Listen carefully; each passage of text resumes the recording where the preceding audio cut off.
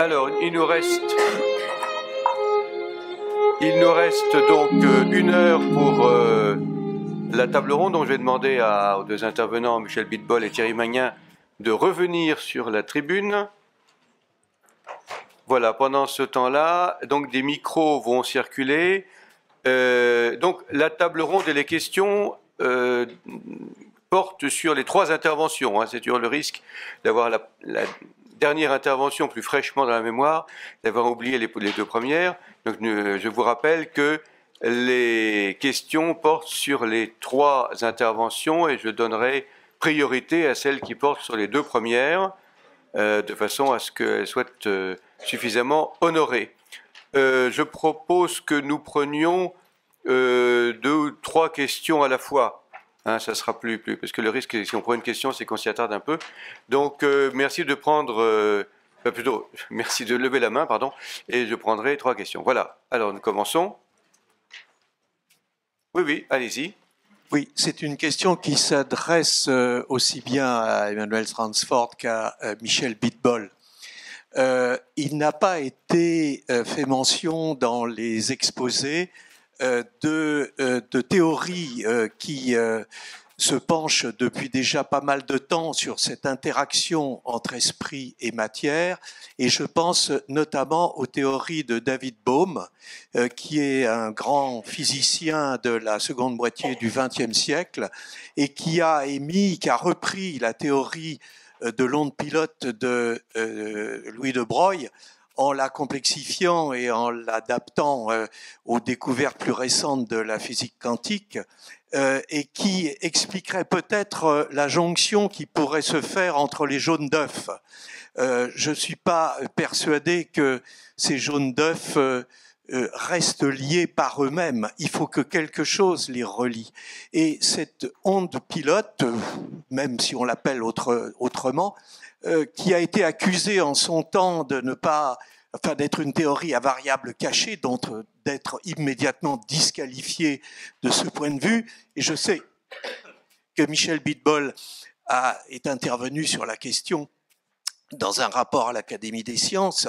Et je voudrais savoir si aujourd'hui, cette théorie de David Bohm, qui fait intervenir d'ailleurs des ordres supérieurs à l'ordre causal simple, et là on retrouve peut-être des choses que Thierry Magnin a abordées dans son ouvrage sur l'incomplétude, si cette théorie aujourd'hui peut retrouver un intérêt dans la perspective justement d'expliquer les interactions entre l'esprit et la matière. Merci beaucoup. Alors, prenons une autre question. Alors, oui, Gérard Donadieu. Oui, ça concerne les 3 intervenants. C'est comment, à partir de vos approches, peut-on faire le lien avec ce concept tout à fait fondamental, de Teilhard, qui est le concept d'esprit-matière, puisque lui, il a donné une réponse, c'est qu'à la fois, la réalité fondamentale première, c'était certes de la matière au sens habituel, c'est-à-dire matière classique et énergie, puisque c'est assez voisin, ne serait-ce qu'au travers de la théorie de la relativité, avec l'équation E égale mc2, mais qu'il y avait un autre terme, l'esprit, qu'on trouvait au niveau le plus élémentaire, c'est-à-dire dès l'électron, et qu'on trouvait bien sûr alors de manière beaucoup plus ramassée et forte et intense au niveau de l'homme, de l'être humain et de son psychisme avec son gros cerveau aux 100 milliards de neurones. Comment peut-on le lier, sachant que par ailleurs, je rappellerai ce que disait notre grand physicien américain John Archibald Wheeler, qui à la fin de sa vie disait mais il y a une variable aussi qu'il faut prendre en compte, c'est celle de l'information. Est-ce que le cœur de l'esprit matière de Teilhard ne peut pas être pensé aussi comme étant ce composé variable tout au long de la montée en complexité de la matière au sens habituel, matière et énergie, et de l'information qu'on découvre tout à coup comme une variable déterminante qu'on peut rapprocher à certains égards de l'esprit. Merci. Alors, je crois qu'il y avait une troisième question. Moi, j'ai une question pour Monsieur. J'ai une question pour Monsieur Bitbol. Je voulais savoir déjà s'il connaissait Jean-Pierre Petit et ses travaux, et si c'est le cas, nous expliquer pourquoi personne ne se penche sur ses travaux. Et j'ai une question à Monsieur Ransford. Je voulais savoir s'il connaissait Monsieur Nassim Haramein. Merci. Alors, donc commençons par la théorie de David Bohm. J'ai envie de poser la question à Michel Bitbol. Alors, appuyez sur le bouton. oui, bien sûr. Écoutez, David Bohm, c'était un très, très grand physicien qui a fait des découvertes remarquables. Mais avant peut-être de parler de ses théories à lui, je voudrais déjà préciser une chose. Il y a beaucoup d'interprétations de la physique quantique. Il n'y en a pas qu'une. Chacune donne lieu à des lectures profondément différentes de ce qu'on appelle les paradoxes quantiques. Pour certaines interprétations, les paradoxes demeurent, et on en est toujours là. Pour d'autres, soit elles sont, disons, résolues, disons que les énigmes ou les paradoxes sont résolus, soit d'autres interprétations encore, les énigmes et les paradoxes sont, comme le disait Wittgenstein, dissous, c'est-à-dire qu'ils ne commencent même pas d'exister. Voilà. Donc c'est déjà très important, et à cet égard-là, je voudrais dire à quel point, bon, j'ai écouté l'intervention de Emmanuel Ransford, qui m'a beaucoup intéressé, mais je dois dire que pour moi, c'est juste une interprétation possible, et pas vraiment obligatoire, de la physique quantique. Il y en a beaucoup d'autres. Donc celle de David Bohm, maintenant, je l'aborde. Il y a deux versions de David Bohm. Bohm n'est pas resté toujours sur la même interprétation, vous le savez. La première interprétation, c'était une extension de la théorie de l'onde pilote de Louis de Broglie, déjà émise d'ailleurs dans les années entre 23 et 27. Cette théorie est toujours soutenue de nos jours par un certain nombre de physiciens. Entre autres, il y a Paul Couder en France, qui est un physicien expérimentateur qui a donné une nouvelle actualité à cette théorie, c'est-à-dire, vous savez, il l'a illustré par des gouttes qui sautent sur des petites ondes qui sont dispersées sur l'eau. Et puis, il y a une deuxième théorie de David Bohm, la théorie ultérieure. La théorie ultérieure, c'est celle de la totalité et de l'ordre impliqué, par opposition à l'ordre explicite. L'ordre explicite, c'est l'ordre que l'on voit dans l'espace. L'ordre implicite ou l'ordre impliqué, c'est un ordre qui précède la constitution de l'espace et du temps. Pour, disons, la théorie de Bohm de cette deuxième époque, la raison pour laquelle il y aurait une connexion entre les particules que l'on a appelées effectivement la non-séparabilité ou l'intrication, etc. La raison pour laquelle il y a un lien entre des particules qui sont pourtant séparées dans un espace très très lointain, c'est que il n'y a pas d'espace en vérité. L'espace n'existe pas, et que simplement il y a quelque chose qui éclate, qui devient espace, et qui laisse croire qu'il y a de la séparation entre ces particules. Mais en réalité, ces particules ne seraient pas séparées. Ça, c'est l'idée de Bohm.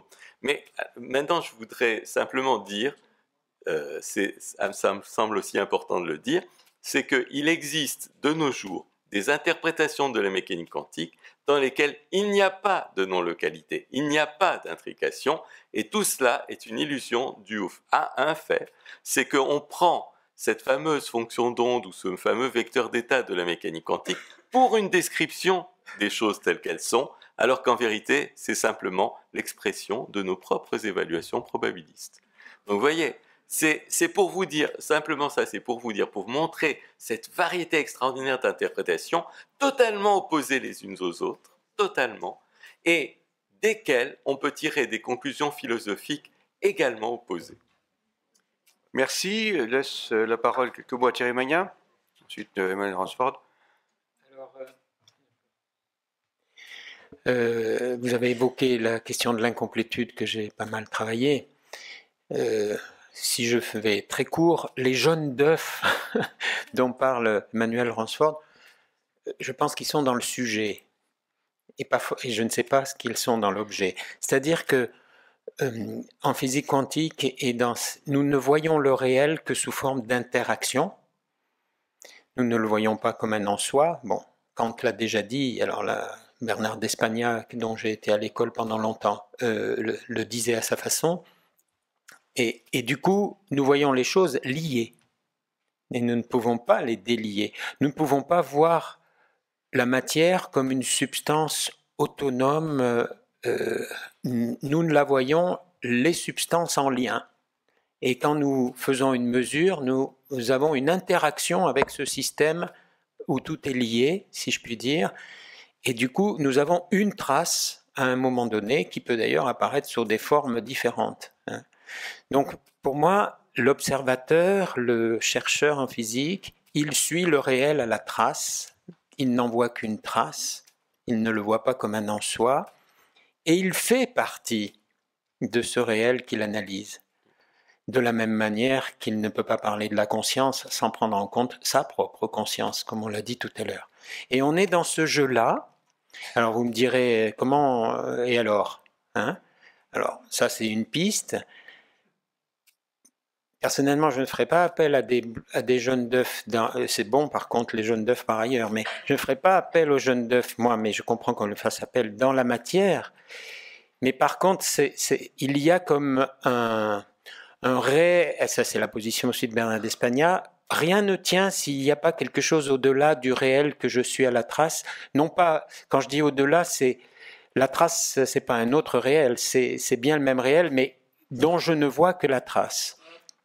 Et ce réel-là, inatteignable par les sciences, est comme la toile de fond à l'intérieur de laquelle nous ne sommes pas des marionnettes, me semble-t-il, parce que ça serait terrible, à l'intérieur de laquelle nous essayons personnellement et collectivement d'exercer nos responsabilités pour être, comme disait Teilhard, davantage la flèche de l'évolution que ceux qui vont en sens inverse.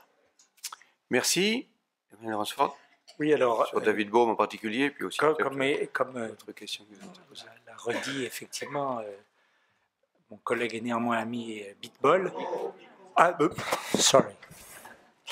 Oui, nous sommes bien d'accord que la physique quantique c'est tellement bizarre et quand vous mélangez ça avec la relativité, vous avez la théorie quantique des champs et quand vous essayez d'avoir la gravité quantique, alors là le bizarromètre explose et on n'y arrive pas.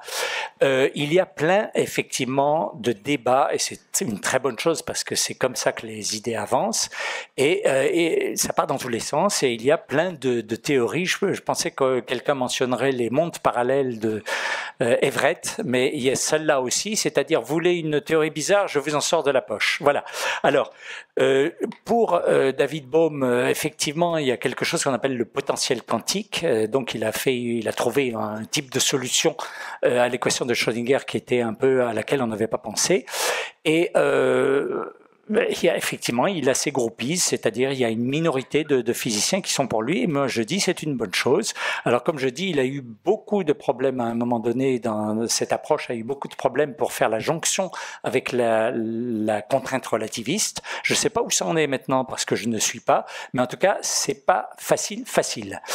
C'est tout. Non, je voulais partir sur autre chose. Une question aussi pendant que vous avez le micro. Vous étiez adressé au sujet d'un physicien dont je n'ai pas malheureusement noté le nom. Ah oui, Nassim Haramein. Oui, alors effectivement, il fait pas mal de bruit. Il fait bien sa pub. La seule chose, je ne suis pas un spécialiste parce qu'en fait chacun suit son sillon, alors on regarde un peu à droite à gauche pour voir si ça nous paraît intéressant et d'une façon totalement subjective, parfois on se referme comme une huître la coquille, donc je ne suis pas du tout, ce que je vais vous dire n'est pas du tout un truc de spécialiste, mais je crois savoir qu'à un moment, son explication de l'origine du monde et tout ça, c'était une question d'une espèce de géométrie un peu complexe, complexe. Et dans ma sensibilité d'ontogénéticien, ça commence mal, dans une sensibilité, je dirais, métaphysicienne, on ne peut pas, c'est absolument pas possible de ramener l'essence du réel à quelque chose qui est déjà un construit sophistiqué, qui est une construction géométrique. C'est totalement pas possible, c'est une faute conceptuelle, et donc ça fait que j'ai pas voulu en savoir plus. Voilà ma réponse totalement subjective et dont j'ai honte. Mais je l'affirme quand même. Je pourrais plus pour redonner le micro quelques instants à Michel Bilbao au sujet de Jean-Pierre Petit, que la question vous avait été adressée. Je ne connais pas. Ah bon, voilà. Alors, la question sur l'esprit-matière, le lien avec l'esprit-matière de Teilhard, j'ai envie de la reposer à Thierry Magnin. Si vous avez des inspirations, n'hésitez pas. Alors, tu as évoqué, Gérard, hein, aussi la notion d'information. Hein, et donc, en effet, on comprend bien que cette notion d'information joue un rôle. Moi, je pense que ce n'est pas suffisant. Je pense qu'il n'y a pas que de l'information. Il y a de l'information au sens scientifique du terme, mais la connaissance, c'est plus que de l'information, me semble-t-il. Et justement, cette information, on pourrait dire qu'elle est une traduction du « tout est lié », hein, puisqu'on ne peut pas parler de la matière en soi, on en parle dans une interaction, et dans la matière, tous les éléments sont liés. L'intrication quantique en est une forme d'expression. Hein. Mais ça veut dire que si je ne considère pas le sujet lui-même, qui est aussi lié à cette matière, les liens psychiques, pour moi, c'est cette union créatrice hein, que Teilhard va reprendre, que je vois comme observateur, je veux dire, entre les atomes, entre les particules, que je vois au sens peut-être que le disait Michel Bilbol, c'est-à-dire que j'interprète aussi dans une intuition, et je pense que Teilhard fonctionne comme ça, c'est-à-dire on peut voir quelque chose que chacun va interpréter avec ses propres outils, et ça donnera une pluralité d'interprétations, mais il y a quelque chose qui se donne à connaître dans l'expérience quantique, qui est que tout est lié. Hein. Et c'est, à mon avis, si j'essaye d'appliquer un peu la grille de lecture que vous avez donnée tout à l'heure, et dans ce tout est lié, dès la première particule, et dès les premières particules, pas la première justement, dès les premières particules, tout est lié. Et j'ai dit dans cette même salle plusieurs fois d'ailleurs que c'est vrai pour la matière inerte, et ça devient de plus en plus vrai aujourd'hui pour la matière vivante, y compris entre le biologique et le psychique, dans les deux sens, hein, puisqu'aujourd'hui, avec notamment l'épigénétique, on mesure l'implication du psychique sur le biologique, et évidemment du biologique sur le psychique.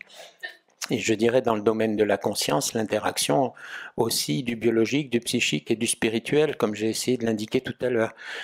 Donc pour moi, tout est lié, depuis les liens d'information jusqu'à des liens plus complexes, me semble-t-il.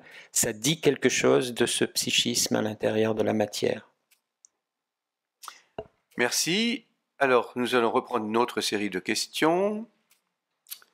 Les mains, je laisse les porteurs de micro repérer les mains. Voilà. Merci. J'ai une question pour les physiciens quantiques. Il y a une physicienne quantique, donc, dont j'ai oublié le nom, mais son prénom c'est Sabine. Elle a écrit un livre aux éditions Les Belles Lettres qui a pour titre Lost in Mass. Sa thèse, c'est de dire que les physiciens se sont perdus dans les mathématiques, qu'ils ne font que des maths et que la seule chose qui les intéresse, c'est l'esthétique des mathématiques, et c'est de trouver des belles formules. En contrepartie, ils ont perdu l'expérimentation. Il paraît qu'il y a des tas de particules élémentaires qui ont été mises en évidence ou non de la belle formule mathématique, mais qu'en fait on n'a jamais mis en évidence sur un plan expérimental. Alors je voulais savoir ce que... Une simple remarque, vous avez une recension de ce livre dans le dernier numéro de Noosphère. Très bien, merci. Parce qu'elle est une Merci. spécialiste de la gravité quantique. Elle est spécialiste de la gravité quantique. C'est ça. Et elle dit que tous les physiciens sont perdus dans les maths qui en font une équation esthétique et qui devient le réel uniquement par son esthétisme. Là, je voulais savoir ce que nos physiciens en pensent. Merci. Alors, ensuite, d'autres mains. Il y a une main qui se lève au premier rang, au deuxième rang. Mais commençons par la fin et puis on va. Oui, j'ai une simple question. Comment peut-on rapprocher la vision du point oméga par Teilhard de Chardin de la divinisation, la théodicée traditionnelle dans l'Orient, ou ce que Irénée appelle l'incorruptibilité, ou Dieu s'est fait homme pour que l'homme devienne Dieu, dit saint Athanas. Si. Ma question, c'est, compte tenu des caractéristiques du monde quantique telles qu'elles nous ont été montrées, est-ce qu'on ne peut pas l'apparenter à la pensée? Et dans ce cas-là, ça voudrait dire que notre univers à nous, enfin notre dimension à nous, le 4D, serait une projection de la pensée en 5D. Je voudrais savoir votre avis là-dessus.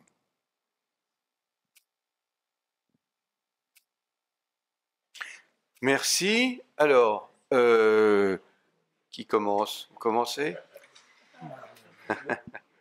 Michel? Alors oui, à propos de ce livre-là sur le fait que les physiciens, et en particulier évidemment cet auteur pensé aux spécialistes de la gravitation quantique, qui en effet, dans les théories comme la théorie des supercordes, se sont véritablement abîmés dans une profonde esthétique mathématique. Et comme elle le dit, ont perdu, disons, le contact avec l'expérimentation. Bon, ça c'est quelque chose qui a été compris depuis longtemps, en particulier dans un livre très antérieur de Lise Moline, qui parlait de ce problème de perte totale des repères expérimentaux, puisque la théorie des supercordes, à peu de choses près, n'était testable que par des considérations purement cosmologiques, qui, vous le savez, sont elles-mêmes dépendantes de quantité, une espèce d'édifice immense d'hypothèses, dont la plupart sont assez fragiles. Donc, effectivement, il y avait une déconnexion de l'expérience. Mais cette accusation juste en ce qui concerne la gravitation quantique ne l'est pas en ce qui concerne le reste de la physique. Et je dois dire que les origines de la physique quantique montrent à quel point les physiciens, les meilleurs en tout cas d'entre eux, sont très sensibles au contact non seulement avec l'expérimentation, mais aussi avec l'expérience vécue. Par exemple, et avec le phénomène même de la connaissance humaine. Vous savez que Niels Bohr a beaucoup insisté sur le fait essentiel que ce que nous connaissons sur le monde n'est pas séparable de l'action que nous exerçons pour connaître. Et sur la base de cette compréhension de notre implication dans les connaissances que nous avons, il a élaboré une interprétation de la mécanique quantique qui est devenue l'interprétation standard pendant plusieurs dizaines d'années. Donc, on voit que les physiciens sont loin d'être insensibles à l'implication de l'homme et de son action dans le monde, à l'implication de l'expérimentation, etc. La tendance à la surmathématisation est assez récente. Merci. Moi, je dirais là-dessus deux choses. La première, c'est que tout ce qui était facile à vérifier, globalement, l'a été. C'est une espèce de loi tendancielle au fil du temps. Et donc, ce qui reste à découvrir, c'est de plus en plus difficile à mettre en évidence. Et effectivement, par exemple, de temps en temps, les recherches en physique ressemblent de plus en plus à de la philo. Philo, évidemment, au lieu d'avoir des belles phrases, vous avez des équations mathématiques. Mais le rendez-vous, l'épreuve de la preuve de la preuve est de plus en plus lointaine, si elle est accessible. Et il y a un domaine où c'est particulièrement visible, c'est celui de l'astrophysique, de la cosmologie quantique. Et là, vous avez, mais alors des spéculations, là je suis en train de regarder ça, ça. Votre dentier, s'il est mal accroché, tombe. Et néanmoins, la même chose dans ce domaine. En plus, par exemple, même les spéculations, le Big Bang avant le Big Bang, c'est pas du tout vérifiable. C'est comme les mondes multiples auxquels je faisais allusion avant. Par définition, ils sont pas visibles. Donc, est-ce que c'est encore de la science? Parce que la science est en train de concocter des trucs qui, presque par définition, sont inobservables. Voilà. Et néanmoins, la cosmologie et tout ça, les scientifiques se posent toujours la question: est-ce qu'il y a un endroit où ça pourra être vérifiable? Et par exemple, pour parler de la théorie des supercordes, les espoirs initialement, c'était que, vous avez remarqué d'ailleurs, on ne parle plus de supercordes, de cordes tout court, parce qu'il y a quelque chose qui s'appelle la supersymétrie qui n'a pas du tout été validée par les faits, donc on préfère, elle est toujours là, mais on préfère ne pas la mettre en avant. Et on pensait qu'au LHC, on verrait ce qu'on appelle les partenaires supersymétriques des particules connues. On n'a rien vu de tel. Il y a dans le monde des laboratoires qui sont payés pour trouver des failles dans ce qu'on appelle le modèle standard et qui n'y arrivent pas. Il y a peut-être des petits chouïas, mais c'est pas du tout convaincant. Donc, je dirais que ça fait partie du jeu tendanciel de la science finalement de s'éloigner de la preuve possible, parce que tout ce qui était vérifiable, finalement, ça l'a déjà été fait. Une espèce de loi tendancielle qu'il faut bien comprendre. Voilà. Merci. Thierry? Alors justement, il me semble qu'à travers les différentes interprétations possibles de cette physique quantique et ce que vient de souligner Michel Bitbol, l'interaction entre le sujet et l'objet, une interaction voilà, qui n'est pas, qu'on ne peut pas disséquer, si je puis dire, ou il y a plein d'interprétations et il faut continuer de chercher, bien sûr, dans ce sens-là, et tout ça est intéressant, mais je trouve que en regard, ça nous pose la question de l'homme, justement. L'homme observateur, ici, le sujet observateur et sa place. Et c'est pareil pour la conscience, puisque c'est notre sujet, la conscience. Nous ne pouvons pas avoir, me semble-t-il, le dernier mot sur la conscience, parce que nous ne pouvons pas parler de la conscience sans notre propre conscience, sur laquelle nous n'avons pas eu toutes les maîtrises et où nous n'avons pas toutes les maîtrises non plus. C'est ça que j'appelle la condition d'incomplétude, qui est une condition qui peut paraître incertaine parce que on aime bien maîtriser les choses, mais qui peut être aussi une condition beaucoup plus libre, où on ne cherche justement pas à la maîtriser, mais à approfondir finalement le mystère de ce monde, le mystère de qui est l'homme, personnel et collectif.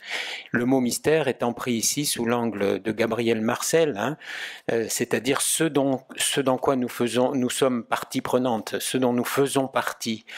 Et nous n'avons jamais le dernier mot, puisque nous sommes partie prenante de ce monde, et nous ne sommes pas des observateurs extérieurs à ce monde. Et je trouve que ça pose la question à minima de quelle est cette place un peu spécifique de l'homme qui pense ce monde dont il fait partie, dont il n'arrivera peut-être jamais à résoudre tous les mystères au sens noble de ce terme, mais justement dont il peut devenir la flèche de l'évolution. Et c'est ça le retour à notre propre responsabilité, non pas pour en faire un anthropocentrisme de prédateur de la nature, mais comme un élément clé qui ne maîtrise pas tout, qui apprend peut-être à la fois à continuer d'approfondir le mystère sans vouloir lui mettre la main dessus. Peut-être que là, il y a un chemin collectif extraordinairement important. Et en ce sens-là, il y a aussi une ouverture à la fameuse question de la divinisation qui a été posée juste après. Alors, bon. Bonne transition. Bonne transition. Oui, on a déjà eu l'occasion dans des colloques Teilhard de mettre en évidence des liens entre une pensée comme celle d'Irénée de Lyon, avec, alors évidemment du IIe siècle, avec Teilhard du XXe siècle. En fait, c'est pas un saut quantique, mais c'est un saut. Et de fait, on est dans une vision du monde en croissance où tout est lié. et pas simplement d'un individu qui croit, oui, bien sûr, au souffle de. Et dans les intuitions de Teilhard, vous le savez bien, hein, c'est on peut dire qu'il est fortement marqué par les épîtres de Paul et les écrits de Jean, hein, les épîtres cosmiques de Paul en particulier, hein, où la création, elle est comme appelée à entrer dans ce grand mouvement. Moi, j'aime bien voir la création comme appel de Dieu, appel de l'oméga, et réponse de l'humanité collectivement, flèche de l'évolution, mais de tout le cosmos. Hein. Et le point de convergence au niveau de la théologie, c'est quand le Christ devient tout en tous. Hein. Et c'est ça la divinisation du monde, au sens que cet amour du Christ mort et ressuscité emplit tout l'univers. Et dans ce que Teilhard nous propose, c'est que pour qu'il emplisse tout l'univers, Dieu compte sur l'humanité pour en être la flèche, dans sa manière d'être, de recevoir l'amour de Dieu et de se laisser transformer et de transformer l'univers à partir de la responsabilité personnelle et collective énorme. Et si je puis me permettre, les grandes questions d'écologie d'aujourd'hui, d'écologie dite intégrale, qui considère non seulement le lien à la nature, mais aussi le lien social et la dimension de tout être humain, y compris corps, âme, esprit, elle est comme un exemple, en tout cas, d'un lieu où qu'est-ce que ça veut dire le monde qui se divinise, hein? Eh bien, on voit bien que ça, c'est pas simplement pour le point final oméga, mais c'est aussi pour la vie de notre humanité, de notre planète et sans doute de notre cosmos. Merci. Il y avait la troisième question sur la pensée comme cinquième dimension, je ne sais pas si comme autre dimension de l'être, je ne sais pas si désirez. Ah. Ça nécessite d'autres développements. Pour moi, de façon peut-être un peu caustique, je dirais que c'est un peu une façon de parler. C'est-à-dire, on se dit qu'il y a une autre dimension. Au-delà des mots, je ne sais pas si cette dimension, est-ce qu'on peut la définir précisément ou pas, je n'en suis pas sûr. Mais par contre, ce qui m'intéressait, c'était de revenir sur la notion d'information, dont on a parlé tout à l'heure. Moi, je vois deux types d'informations fondamentaux. Le premier, en fait, c'est lié à la matière, c'est-à-dire il ne faut pas oublier que quand une information va circuler d'ici vers là, en fait, il y a un vecteur de cette information, et ce vecteur, en fait, c'est de la matière. Donc, cette information va transiter en étant soumise aux lois de la matière, notamment pas aller plus vite que la vitesse de la lumière. Il y a un autre type qui est celui auquel j'ai mentionné tout à l'heure, qui est celui du jaune d'œuf. Excusez-moi pour le jaune d'œuf, je sens que ça n'a pas trop plu, mais je maintiens mon jaune d'œuf. Du cholestérol. Du cholestérol. Il y a de la lécithine dans le jaune d'œuf, anticholestérol. Et donc, dans ce jaune d'œuf, donc on est dans un niveau non matériel de réalité, puisque c'est celui de l'antocausalité. Et je vous ai dit que dans mon approche, évidemment, il y en a beaucoup d'autres, hein, ça, on est tout à fait d'accord, mais il y a des effets de structure qui sont liés à la structuration par comment on appelle ça, l'intrication des perles et des ficelles. Et là, vous avez un autre type d'information, et ce type d'information n'est pas astreint à la vitesse de la lumière, il n'est pas limité par ça, puisque c'est pas de la matière. Et c'est pour ça que les deux photons qui, pour moi, sont quand même, quand ils sont au debout de l'univers, ils le sont réellement, mais effectivement, il y a même des théories qui vont nier cette notion d'espace. Eh bien, quand je titille l'un, instantanément l'autre va être modifié, ce qui prouve d'une certaine façon que cette information a été transmise en dépit, non pas du bon sens, mais en dépit des lois de la relativité, c'est-à-dire des lois exocausales. Voilà. Merci. Alors, reprenons les séries de questions.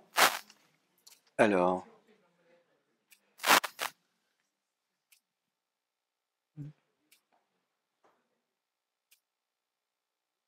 C'est une question Attendez, Excusez-moi. J'ai une question qui part de l'observation d'Emmanuel Ransford à propos de l'exocausalité et de l'endocausalité, où vous avez essayé de rechercher à créer ou à expliquer une recherche de liaison entre les deux par des systèmes de structure, etc. Vous expliquerez la chose beaucoup mieux que moi. Et mon regard se tourne vers le père Thierry Magnin, qui nous parle aussi dans son registre sur l'incomplétude des expériences de Lupasco, de Bassarab Nicolescu, sur le tiers inclus et sur ces liaisons qui, dans le dualisme, permet de traverser et de passer, de franchir des niveaux de réalité. Si je me suis mal exprimé, Père, vous rectifierez le tir, mais aussi en regard de ce que nous dit Teilhard de la Via Tertia, dans les systèmes ternaires, pour essayer de traverser l'attention à propos d'une dualité, éventuellement déboucher sur le ministère de la Trinité. Je vous remercie. Merci. Alors, il y avait une question au milieu. Oui, je reviens sur l'article de Madame Amouroux, dans lequel elle précise que beaucoup de scientifiques, donc je vais lire carrément le passage, des scientifiques ont ainsi été conduits à proposer d'autres modèles que nous regroupons ici, car ils aboutissent tous à poser l'hypothèse que le cerveau est le récepteur d'une conscience externe, celle-ci constituant la totalité du cosmos. Et hier, lors de la présentation du colloque, elle nous a partagé un sentiment de malaise par rapport à cette idée. Je voulais connaître votre point de vue et je voulais savoir si vous partagiez son malaise. Le cerveau comme récepteur d'une conscience externe. C'est ça. Merci. Alors, troisième question. Où donc? Jacques Mazurel, au début.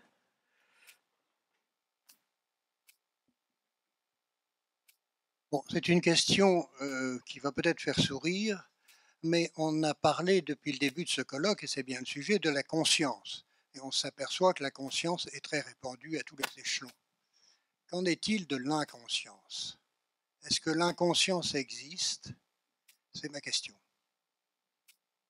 L'inconscience, dans quel sens? L'inconscient ou... L'inconscience dans le sens d'absence de conscience. D'accord. C'est-à-dire le vide. Le vide. Oui, il fallait préciser. Alors, Thierry a été directement interpellé par la première question.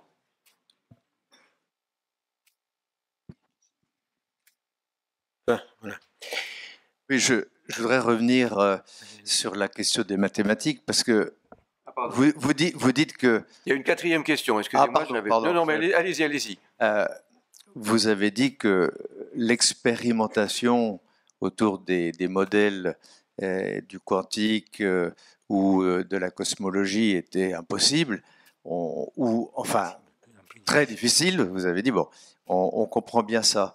Alors, si l'expérimentation est très difficile, si en plus on ne fait plus confiance aux mathématiques pour trouver, non pas l'élégance, mais enfin au moins une cohérence, ça veut dire qu'on peut raconter ce qu'on veut et on ne fait plus que des spéculations dans tous les sens et on ne s'appuie plus sur rien et on ne saura plus jamais si quelque chose est plutôt plus valide qu'une autre. Merci, j'espère que ce ne sera pas la conclusion du colloque. Alors, nous allons en rester là, donc on verra plus tard. Attendez, on en reste là pour des questions, merci, de façon à laisser le temps des réponses, parce que sinon, je crois qu'on est parti jusqu'à 1h moins le quart avec des questions. Alors, allez, Thierry. Alors, je reprends la question qui a été posée sur les travaux de Lupasco, Bassarab Nicolescu et d'autres. Alors, je vais les reprendre sous l'angle du tiers, la recherche du tiers inclus. C'est l'expérience que nous pouvons tous faire dans la vie quotidienne, mais que le scientifique fait souvent aussi lorsqu'il est confronté au réel, c'est l'expérience de la contradiction. Et dans cette expérience de la contradiction, en tout cas apparente, il voit des choses contradictoires pour parler de la même réalité, pense-t-il, etc. Et ça a été toute l'histoire onde corpuscule qui a été interprétée de mille et une manières aussi. Hein. Mais du coup, l'idée était chez Nicolescu, par exemple, et s'appuyant sur Lupasco, et finalement on a trouvé ça aussi, c'est Heisenberg, hein, l'idée d'une réalité qui est par niveau. Hein, c'est-à-dire que ce qui paraît contradictoire dans un certain langage et dans une certaine manière de penser est uni dans une autre manière de penser, mais réouvre indéfiniment la question que jamais on atteint le fin du résultat final, si vous voulez. Hein. C'est ce que Heisenberg lui-même disait très magnifiquement. Il disait, nous sommes habitués, un problème égale une solution. Et la solution est définitive et on passe à autre chose. Eh bien, non. Il faut nous habituer à marcher de contradictions jamais définies dans ce monde d'interaction dont nous faisons partie. Nous ne pouvons pas avoir le dernier mot sûr. Et même quand nous rencontrons la contradiction, c'est pas forcément la fin de l'intelligence ni de la cohérence, mais c'est l'acceptation que toujours un tiers que nous cherchons, qui unit les contraires, nous fait à la fois approfondir la réalité, mais jamais ne nous permet de mettre la main sur cette réalité. Et nous sommes un certain nombre à dire heureusement, c'est justement notre condition personnelle et commune de chercheurs de sens qui nous mène justement à ne jamais épuiser le mystère du réel.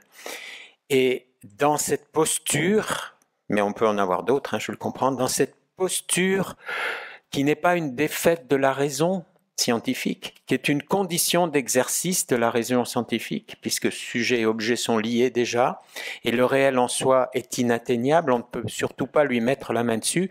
C'est une posture qui peut permettre aux scientifiques de rejoindre dans un véritable dialogue d'autres personnes qui travaillent dans d'autres secteurs, y compris les secteurs de la théologie, non pas pour faire une confusion de tout ceci, mais si nous reconnaissons que nous sommes tous devant une forme d'incomplétude du connaître, eh bien, c'est peut-être une magnifique occasion pour dialoguer de manière interdisciplinaire et de s'ouvrir finalement à ce réel, celui qu'on appelle pour l'instant le réel, moi je dirais à ce fond des choses, à ce fond du fond des choses qui nous échappe toujours. Et peut-être que cette ouverture est une magnifique occasion pour recevoir le réel et pour le recevoir dans une expérience. Et il me semble que c'est ce qu'a rappelé d'ailleurs Michel Bidbol ce matin, quelque chose de l'expérience de Teilhard, et qui fait que il cherche une cohérence. Il cherche une cohérence parce que même si on ne peut pas avoir une démonstration définitive, on est toujours en recherche d'une cohérence entre ce que son travail de scientifique, ce que sa vision de l'évolution à partir de son travail de scientifique lui montre, cette ouverture finalement, et de son expérience essentielle du Christ et du Christ cosmique. Et il exprime cette cohérence à partir de cette rencontre, à partir de cette intuition au sens qu'on a défini ce matin. Et je trouve que ça, c'est une expérience extrêmement intéressante. Donc il ne s'agit pas de trouver un système clos où je ne vais surtout pas aller chercher des explications théologiques pour les manques d'explications scientifiques. C'est parce que ça, c'est, à mon avis, j'allais dire une chimère. Bon. Mais c'est plutôt sans cesse creuser ce mystère dont nous faisons partie. Et le sujet, il peut s'enrichir d'autres approches que l'approche purement scientifique. Et c'est, à mon avis, l'une des grandes chances de cette posture de l'incomplétude. Merci. J'ai envie de sauter directement, mais je n'oublie pas les autres questions, à la quatrième question et demander à Michel Bidbol si on peut encore se fier à la science. Alors, oui, on peut se fier à la science. On peut se fier à la science, mais en connaissant ses limites. Et ça, c'est vraiment clair, hein, Thierry Magnin l'a rappelé. les limites de la science, elles sont évidentes et pourtant beaucoup ne veulent pas les reconnaître. Il y a une sorte de mythologie qui existe chez la plupart des scientifiques à l'heure actuelle qui disent tout ce que on n'a pas résolu maintenant, on le résoudra dans le futur. Pourtant, il y a des exemples, mais même des exemples démontrés par la science, de limites de la science. Bon, vous connaissez tous le fameux théorème d'incomplétude de Gödel. Donc, il y avait un grand projet dans les mathématiques, c'était l'autofondation des mathématiques. Le fait d'assurer qu'effectivement les mathématiques sont consistantes, qu'il ne pourra pas y avoir on ne pourra jamais rencontrer de contradiction, et que d'autre part, toute vérité mathématique est démontrable à l'intérieur du système des théories mathématiques. Bon, Gödel a montré le contraire, et ça reste quelque chose d'électrisant presque pour les mathématiciens de savoir qu'il y a des limites à leur travail. Mais il y a aussi des limites dans quantité d'autres disciplines que les mathématiques. La première limite, à mon avis, c'est effectivement celle qui est manifestée par la physique quantique. Bon. Quelle est la limite manifestée par la physique quantique d'après Bohr? Je ne vais pas aller très loin, je prends juste un créateur de la mécanique quantique.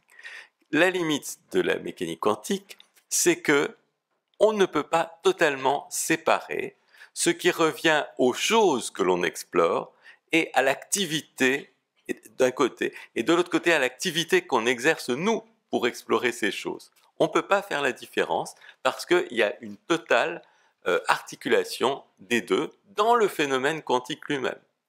On ne peut pas s'extraire du monde, on ne peut pas être totalement spectateur, on est acteur, comme le disait Bohr. Si on est acteur, alors ce qui arrive dans le monde est déterminé par ce que nous allons décider en partie. Et si ce qui arrive dans le monde est déterminé par ce que nous allons décider, il y a de l'inconnu. Pourquoi? Parce que nous ne nous connaissons pas totalement nous-mêmes. Nous ne savons pas ce que nous allons décider un instant plus tard. Il y a quelque chose d'obscur en nous qui fait que quelque chose va être tout à coup fait et que nous ne l'avons pas. Alors bien sûr, il y a quelques éléments que nous décidons parce que nous prenons du recul, etc. Mais la plupart des choses, nous ne les décidons pas, elles se font. Donc nous ne savons pas nous-mêmes ce que nous allons faire pour élucider une partie du monde, et par suite, ce monde avec lequel nous sommes intriqués n'est pas entièrement accessible. Donc voilà des limites, et il y en a quantité d'autres, et je pense qu'il faut absolument toujours penser que tout n'est pas accessible. Alors la dernière chose évidemment qui n'est pas accessible, non, ou plutôt la première, c'est celle dont nous parlons dans ce colloque. La conscience, c'est quoi? La conscience, c'est ce que nous vivons maintenant. Si vous me dites, un objet de ma conscience va rendre raison de ma conscience, c'est comme si une partie rendait raison du tout. Et ça aussi, c'est un problème. Voilà. Vous voyez, il y a plein de limites qui ne sont pas toujours reconnues. Et je vous renvoie par exemple à un livre d'Hervé Zwirn sur ce domaine, sur ce point. Le livre sur les limites de la science. Hervé Zwirn. Z-W-I-R-N. Chez Odile Jacob, si monsieur. Chez Odile Jacob, oui. Alors, le cerveau comme récepteur d'une conscience externe et la question d'inconscience qui s'en empare. Moi, je veux bien dire quelque chose, si oui. Je suis autorisé à parler. Oui, bien sûr. En tout cas, alors d'abord, il y a plusieurs inconscients. Alors le mot inconscient, c'est ambigu. On va parler d'inconscient plutôt. Il y a l'inconscient freudien, il y a l'inconscient jungien, il y a l'inconscient lacanien, il y a l'inconscient cognitif. Regardez le livre de Lionel Nakache. Et j'en rajoute un, l'inconscient supral. C'est-à-dire, en fait, ça me permet de préciser un petit truc dans ce que je disais, c'est que quand le jaune d'œuf est invisible et il est inactif, pour moi, il est à l'état inconscient. C'est seulement quand on le sollicite et qu'il doit faire acte de décision qu'il émet une espèce de petite lueur de conscience. Et il n'y a que quand l'intrication, il y a de gros agrégats de ces petites lueurs qui s'allument en même temps, que là, par effet de seuil, on va accéder à une vraie conscience. Mais donc ça veut dire que l'ensemble de la nature, avec tous ces liens, si on avait des lunettes, j'appelle ça des lunettes suprales, peu importe, qui nous permettaient de voir tous les liens d'intrication, on aurait une vision de l'univers, vous verriez plein de fils de nylon ou de toiles d'araignée, ce serait plus du tout ce que nous voyons. Pourquoi? Tout simplement parce que le jaune d'œuf, je vous ai dit, il est invisible, parce qu'il normalement il n'interagit pas avec la matière. Alors ça veut dire que cet ensemble, ce réseau gigantesque, c'est une forme d'inconscient. Il est majoritairement inconscient. Majoritairement inconscient. Donc là, on a, j'appelle ça l'inconscient supral, mais on a vraiment une espèce d'inconscient quantique. Et la conscience là-dedans, les petites lueurs de conscience que nous partageons tous, c'est une émergence frêle et extrêmement fragile. Voilà. Merci. Sur le cerveau? Sur le cerveau est la conscience extérieure. Hein, alors, tout à l'heure, j'ai essayé de dire que mind et spirit sont intimement intriqués, on pourrait dire. Hein. Mais pour essayer de répondre de manière simple, on voit bien que ce sont la plupart du temps les relations constructives avec d'autres qui éclairent notre conscience, non? Qui ouvrent notre conscience. Et d'ailleurs, les relations difficiles ou douloureuses avec d'autres peuvent aussi ouvrir, mais peuvent aussi parfois fermer, comme vous le savez. Hein? Donc, tout est relation dans le monde, déjà, tout est rapport en tout cas, et lorsque tout devient relation, nous sommes tous liés, et c'est pour ça que la conscience collective est si importante, y compris pour éveiller nos consciences personnelles, mais que rien ne remplacera nos consciences personnelles non plus. Hein.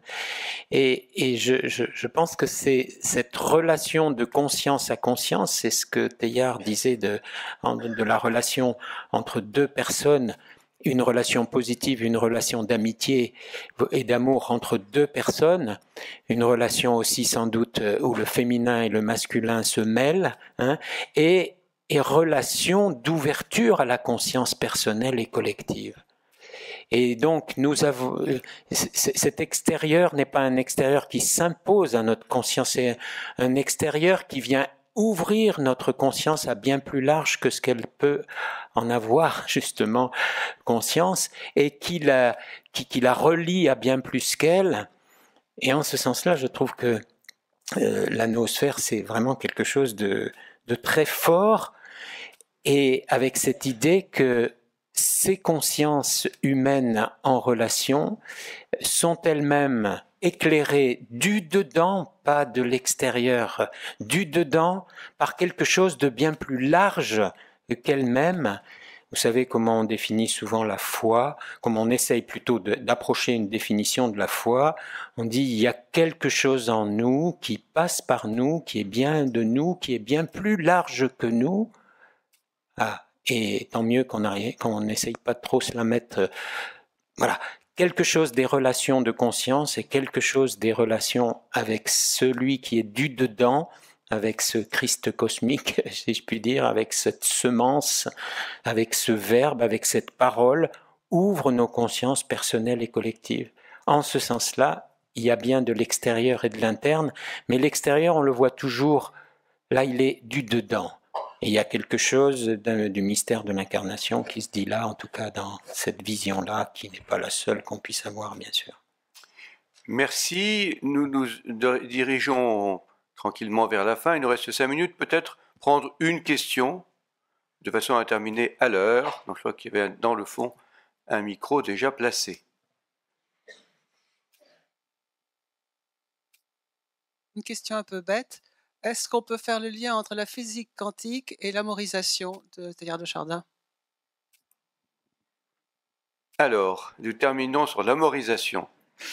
Physique quantique et amorisation. Alors. Bon, ma réponse, elle est non. Et je vais vous dire pourquoi. Je le tire d'un auteur que j'ai beaucoup fréquenté, un physicien, un des créateurs de la physique quantique, qui est Erwin Schrödinger. Erwin Schrödinger insistait énormément sur la nécessité de distinguer catégoriquement les questions qui ressortissent du sens de la vie humaine et les questions scientifiques. Pour lui, les questions scientifiques, elles étaient entièrement dans le domaine de ce qu'on appelle l'objectivation. Il s'agit de s'extérioriser, de s'écarter de ce qui se passe et en quelque sorte de regarder de l'extérieur le devenir des choses. En revanche, les questions qui concernent le sens de la vie, ce sont des questions dont nous participons, dont nous sommes acteurs, partie prenante, dont nous ne pouvons pas nous extraire. La physique quantique, c'est un peu un domaine intermédiaire dans lequel, effectivement, il y a les traces dans le formalisme même de la participation de l'acteur, de l'expérimentateur dans le domaine qu'il explore. Mais ce sont seulement des traces et les questions véritablement de sens de la vie sont complètement à l'écart. Donc ce qui est absolument formidable dans Schrödinger, c'est que c'est un scientifique qui vous dit cette phrase remarquable. Il dit, je la cite de mémoire, en 1926, la physique quantique n'est pas toute la physique. La physique n'est pas toute la science, et la science n'est pas toute la vie.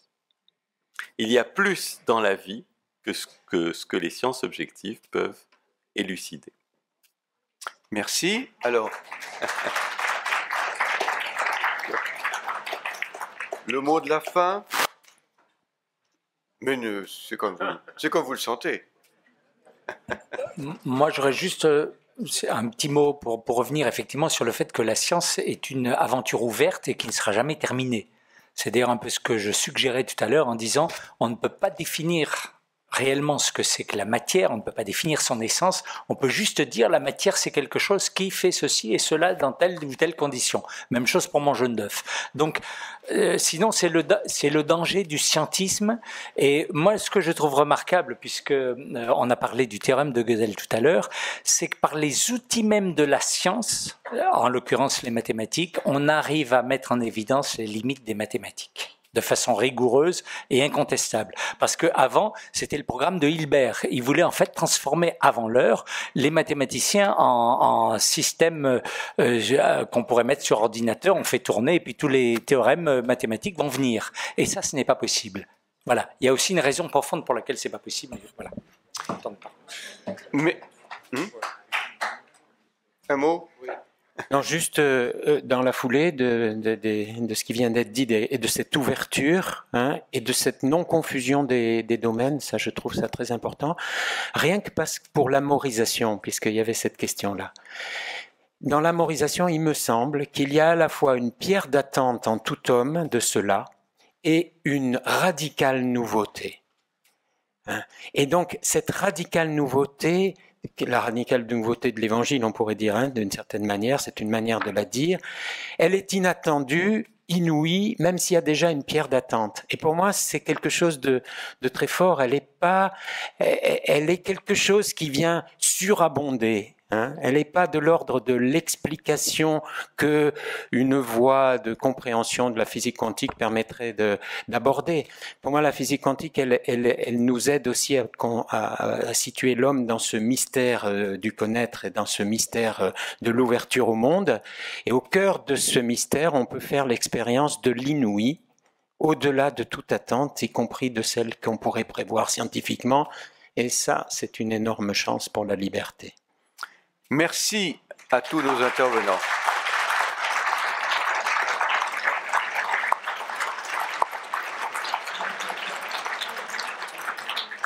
Donc nous allons prendre une pause bien méritée. Nous nous retrouvons dans cette salle à 14h30. Merci d'arriver un petit peu en avance de façon à ce que nous puissions commencer exactement à 14h30.